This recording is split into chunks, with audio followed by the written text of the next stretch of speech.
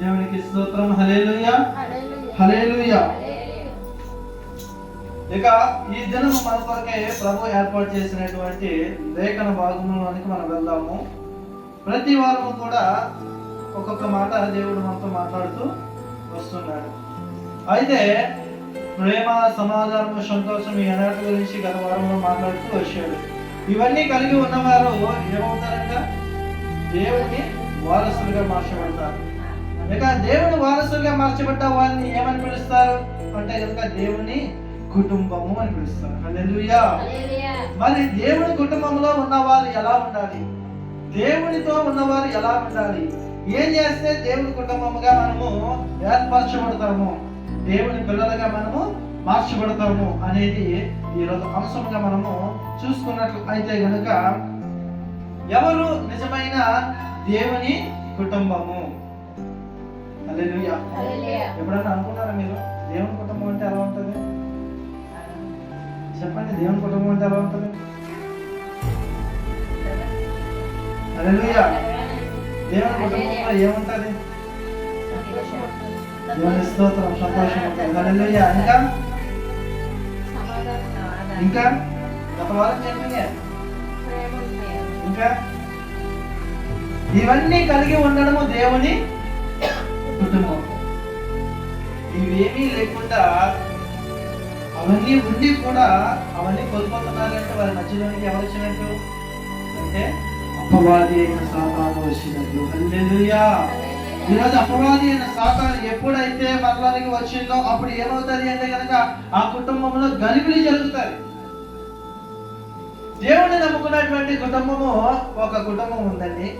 ఆ కుటుంబం ఎవరు అంటే మీరందరికీ బాగా సుపరిచితమే. ఎవరు అంటే యోబు గారు.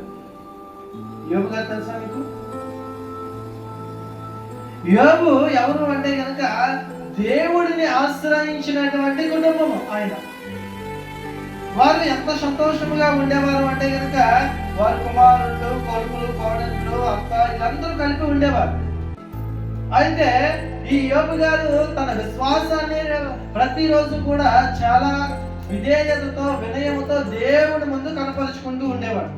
తన విశ్వాసాన్ని కనపరుచుకుంటూ ఉన్నప్పుడు అపవాది అనేది సాతాను అలా ఇలా తిరుగుతూ యోబుని చూసిందంట. ఒకరోజు యోబుని చూసిన తర్వాత ఆ దేవుడి దగ్గర ఒక సందర్భంలో దేవుడి దగ్గరికి వెళ్ళి దేవుడితో మాట్లాడుతూ ఉందంట.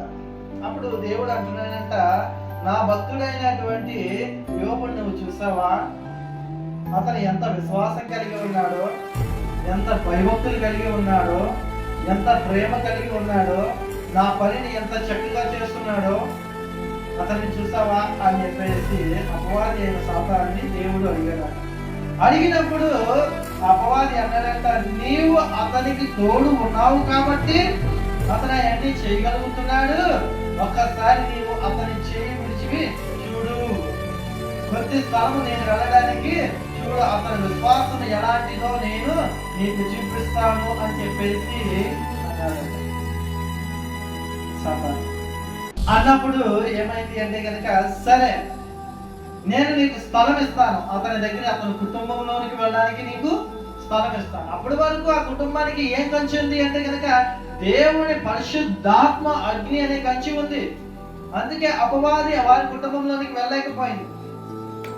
ఇప్పుడు అపవాది అయిన సాతాను ఎప్పుడైతే ఎలా అడిగాడో, సరే ఇక ఆ విశ్వాసం ఎలా ఉండాలి, ఆ విశ్వాసాన్ని ఎలా కనపరుస్తాడు అని చూద్దామని చెప్పేసి అపవాదికి చోటిచ్చాడు ప్రభు అయిన దేవుడు. హల్లెలూయా.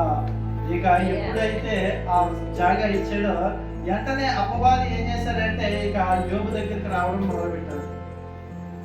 యోబు దగ్గరికి వచ్చి ఏం చేశాడంట, వారి కుటుంబాన్ని అంతటిని సర్వనాశనం చేయడం మొదలుపెట్టాడు. గొడవలు, గోళ్ళు, కుమారుని చంపేయడం, కుమార్తెను చంపేయడం, ఇటువంటి విధి విధానాలన్నీ చేశాడు. భార్యతో కూడా నిందలు మోపించాడు. నీ దేవుడు ఏం దేవుడు? నీ దేవుడు నిజమైన దేవుడా? అలాగైతే ఎలాగెందుకు జరుగుతుంది నీకు? ఇలా ఎందుకు జరగాలి? నువ్వెంత ఎందుకు నష్టపోవాలి అని చెప్పేసి ఆ భార్యతో కూడా మాట్లాడిపించాడంట. అనిపించినా సరే ఇతని విశ్వాసాన్ని కోల్పోకుండా నా దేవుడు ఒక మాట కూడా నీవు అనకు అని చెప్పేసి, నా దేవుడు సత్యవంతుడు, ఆయన నిజమైన దేవుడు అని చెప్పేసి యోబు గారు ప్రత్యేకమైనటువంటి సాక్ష్యాన్ని పలికారు. అంతేకాకుండా తన స్నేహితుల ద్వారా కూడా పలికించాడు.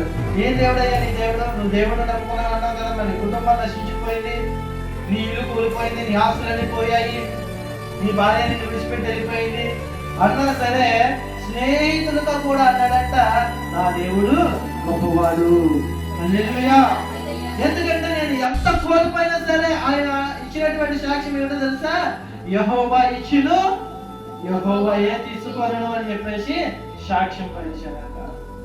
హల్లెలూయా. నిజంగా ఎంత గొప్ప విశ్వాసం చూడండి యోబు గారు.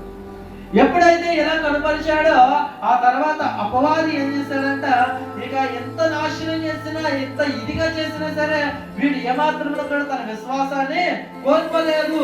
ఇదిగో ఈ భూ ప్రపంచం అంతటి మీద నిజమైనటువంటి భక్తులు ఎవరైతే ఉన్నారంటే అతను యోబు మాత్రమే అని చెప్పి దేవుని దగ్గరికి వెళ్ళి ఏం చేశాడంట, నమస్కారం పెట్టి దేవునికి, అయ్యా రాజులకు రాజు అయినటువంటి దేవా, యోబు నిజమైనటువంటి భక్తుడు, ఎన్ని శ్రమలు వచ్చినా తన విశ్వాసాన్ని కోల్పోలేదు